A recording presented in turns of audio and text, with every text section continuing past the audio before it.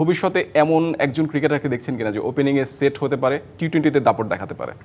না, আমাদের দেখেন, আমাদের অনেকেই পাইপলাইনে তো অবশ্যই আছে, কিন্তু আমরা আসলে ইন্টারন্যাশনাল ক্রিকেটে যে ওই জায়গাটায় কিভাবে খেলতে হবে এই প্র্যাকটিসে আমরা যতদিন না পর্যন্ত আমাদের নিজেদের দেশের উইকেট চেঞ্জ করব, যতদিন আমাদের স্ট্যান্ডার্ড হাই হবে, ততদিন আপনি ইন্টারন্যাশনালে যেই ভালো খেলে ফেলবেন। এটা কিন্তু খুব কম প্লেয়ারের সাথেই হয়, সবাই একদম ইকুয়ালি ট্যালেন্টেড না।